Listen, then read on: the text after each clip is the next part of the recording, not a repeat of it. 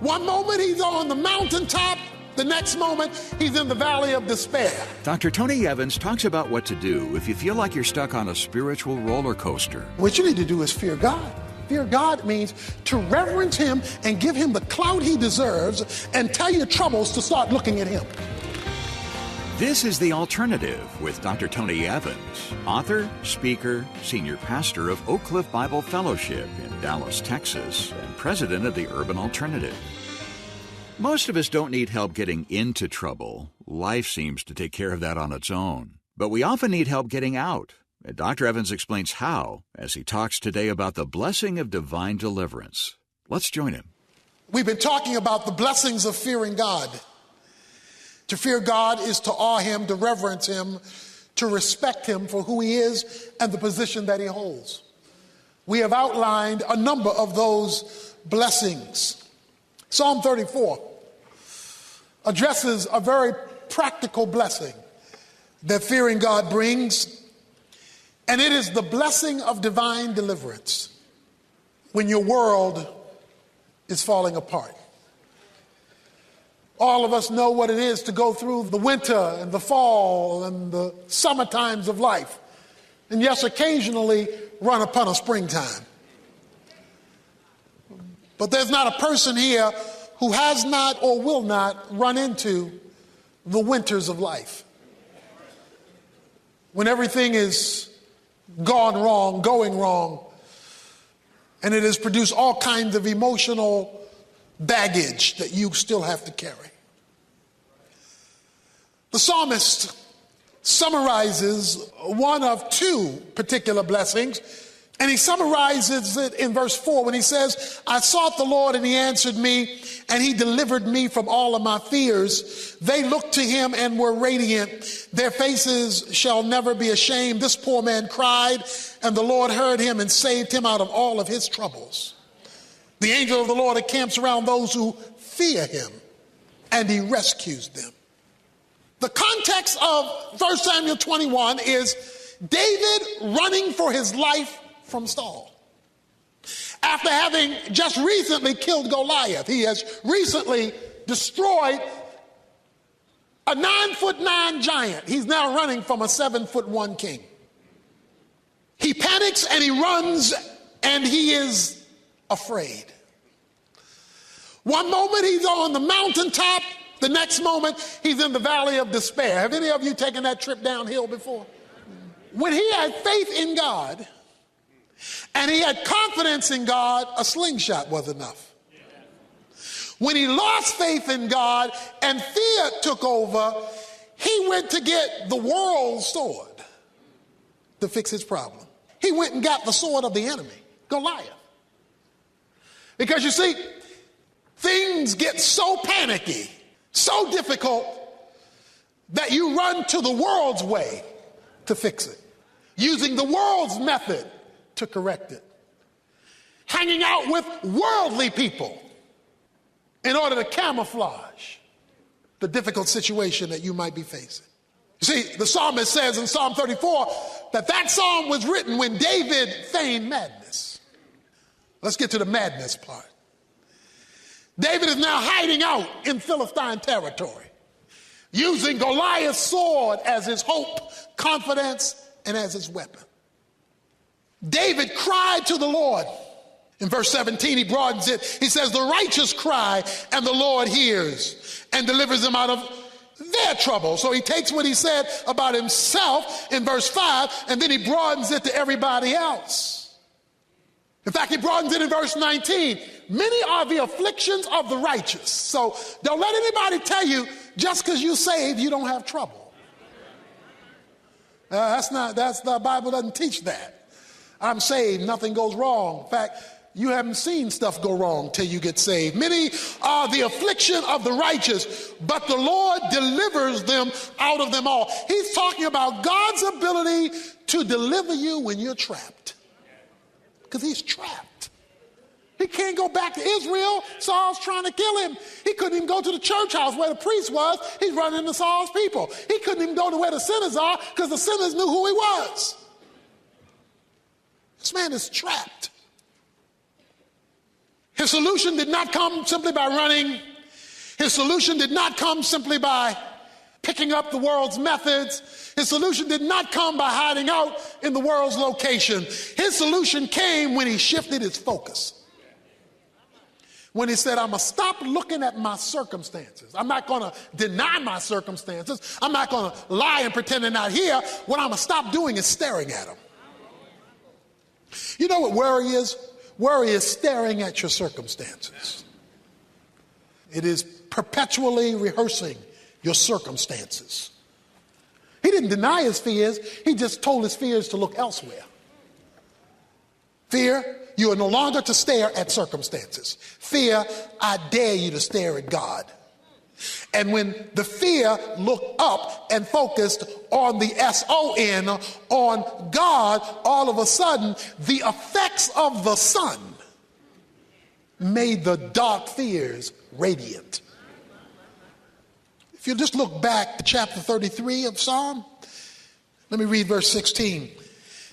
The king is not saved by a mighty army.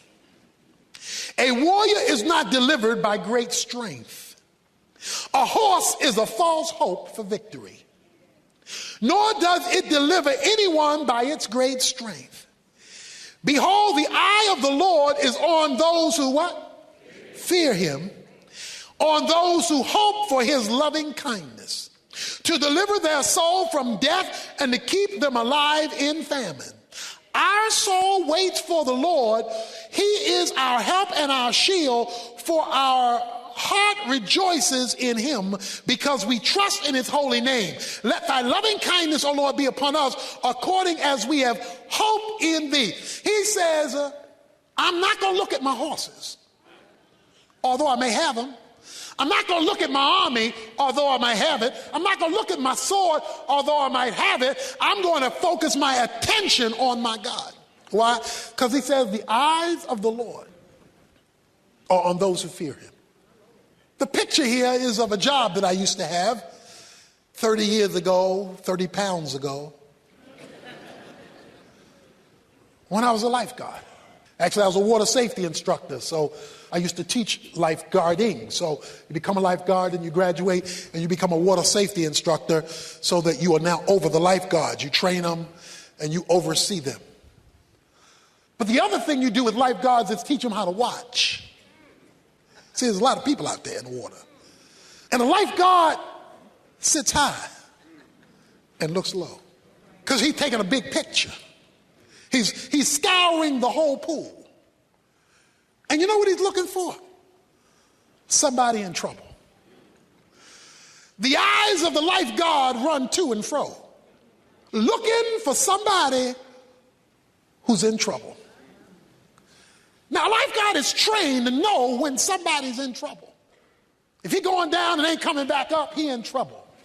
That's obvious trouble. But there are many times when trouble is not as obvious. When people are struggling and you can easily think that they're playing when actually they are struggling. I told you some time ago about the particular difficult situation that I had one year when I was in a training session. I was training a group of lifeguards and a gentleman was obviously in trouble. And of course, since they were in training and I was the trainer, they all looked at me and said, he need help. I dove in the water and I swam out to him and stopped about 3 feet from him. This had to be the biggest man I'd ever seen in my life. And sometimes you get the feel in certain folk you shouldn't save. That was my feeling that day. This man was huge. So it's like a whale on the beach that you are being invited to save. I'm there now treading water, debating. How am I going to approach this situation? Because I didn't want him taking me under. But I was also the water safety instructor. My dilemma was twofold. One was this guy's size. He was huge. The other dilemma that he posed for me was he was trying to save himself. He was panicky. He was in trouble. He was afraid. So he's swinging, trying to save himself. Of course, that's a quicker way to drown. Number one, you're burning up energy. Number two, every time your arm comes out the water, you're grabbing nothing. So it's wasting energy at that. So he's swinging. And I'm staying 3 feet back.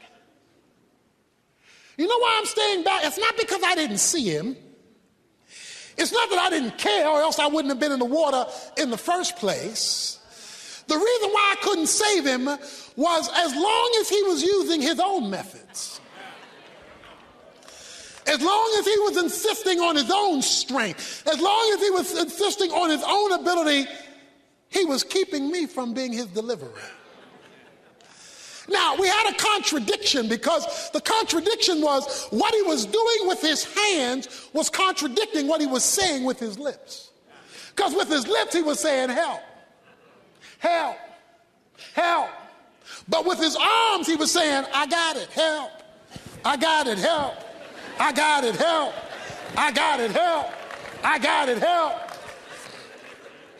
So I really was a little confused. Do you want me to help, or do you have it? Which is it? I said to him, stop fighting. Stop fighting. I can't help you as long as you're fighting. But he was so secure, he was panicking because he was in trouble and he was fighting. I can't help you. And so I stayed back. Now, he felt like I was far away. But actually, I was real close. I was near. And I had him in my sights. And I was prepared to deliver him. But his methods were hindering my methods. His way was hindering my way. His approach was hindering my approach. Finally, his get up and go had gotten up and gone. His energy had depleted. And he had no more fight. You could read the terror in his eyes because he was in crisis. When he stopped fighting, when he stopped leaning to his own understanding, when he stopped using methods that were convenient, his own arms, but that weren't working, I took over. I brought to the table my skills, my training, and my ability, and I took over. Because he was no longer fighting me off, although he actually thought he was saving himself, I began then to work my way around to his back. I reached over his shoulder, cupped his chin under my hand, put my elbow in the middle of his shoulder blade, which allowed me to buoy him up to the surface of the water.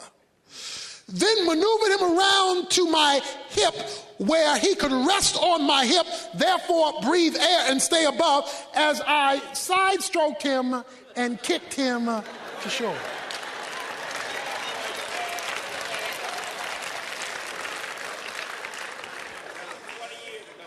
That was a long time ago, yeah.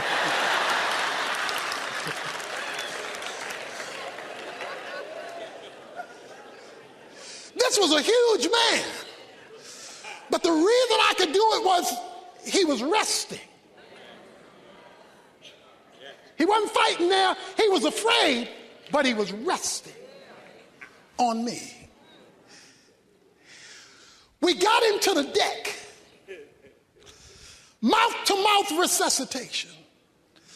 Water began to come out of his mouth. He came to himself and uttered one phrase. He simply said, "Thank you for saving me." I got all the credit because he discovered his resources couldn't get him out. I got all the glory because when his get up and go had gotten up and gone, he discovered I was more than enough. to deliver him out of all of his fears. That's why David says in verse 1, I will bless the Lord at all times, and his praise will continually be in my mouth. You know what he's saying? He's saying, I learned something that day.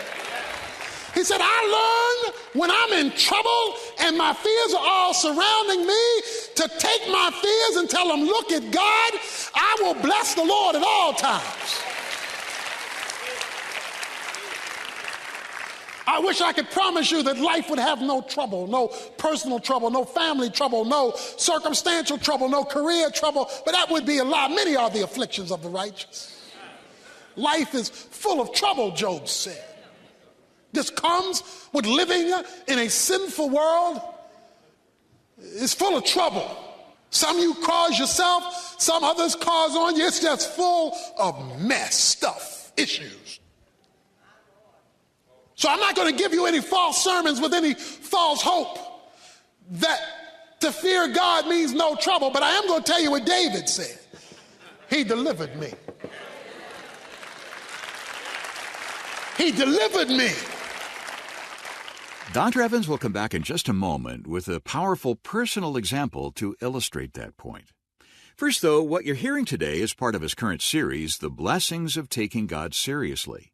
It's an in-depth look at the benefits that grow out of making God your top priority and moving in the direction He wants you to go. You'll discover how to gain spiritual insight and wisdom, become more productive, enjoy God's provision, and experience His deliverance and restoration. We want to help you learn to share these important principles, so we're offering all 8 messages in this powerful collection as our thank you gift when you support Tony's ministry with a contribution of any size. It's a small way we can express our appreciation for your donations that make it possible for us to send the message of the alternative nationwide. But we can only make this special offer available for a short time longer, so don't wait another minute to request your copy. Details on the blessings of taking God seriously are available online at tonyevans.org or by calling our Resource Center at 1-800-800-3222. Team members are standing by day and night to help you. Again, the number 1-800-800-3222. Well, right now, here's Dr. Evans with more of today's message. How and when did God deliver David? When he faked madness in front of the king of Gath. Because this was the one that killed that giant Goliath. They would have killed him. But while he was seeking the Lord, say, Lord, I'm in trouble, nowhere to go, no way out, I'm stuck, kaput, I'm done in, unless you come through. I cried to the Lord. Anybody ever cried to God? I cried to the Lord. And you know he doesn't have anything to offer because he says, this poor man cried to the Lord. I have no solutions. I can't fix this. What do I do? You know what God gave him? A plan. Go mad.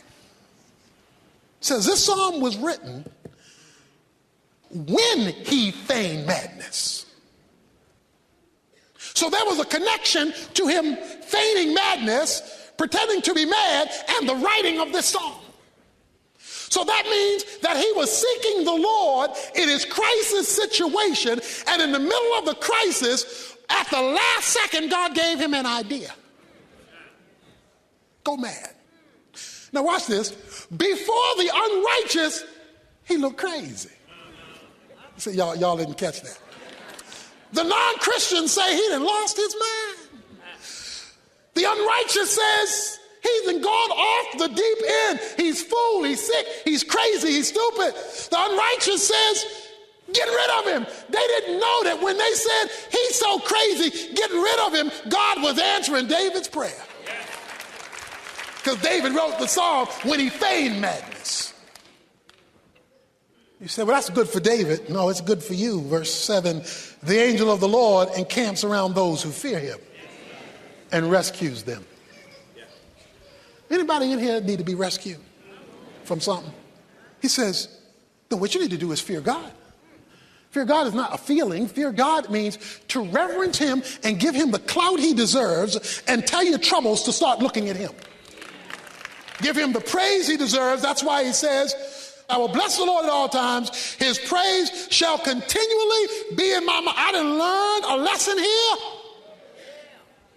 that I've been running, trying to do this my own way, but when I looked to the Lord, he gave me an idea. But I didn't look to him till all my options were gone. He says, oh, magnify the Lord with me. Verse 3, and let us exalt his name together. Oh, magnify the Lord with me. Now, you know what magnify means? To make something look bigger. Magnification doesn't make something bigger. It makes it look bigger. Put a magnifying glass up against something, it doesn't make the thing bigger. It just makes it appear bigger. See, you can't make God bigger. But what you can do is make him appear bigger.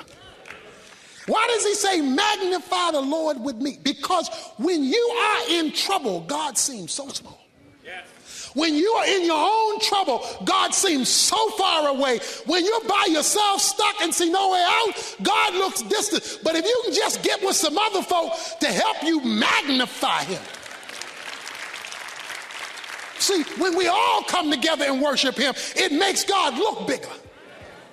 Now, he's already as big as he's ever going to be, but your problem may keep you from seeing he's bigger. So magnify the Lord with me. Dr. Evans will come back with an illustration to wrap up today's lesson in just a moment, so don't go away.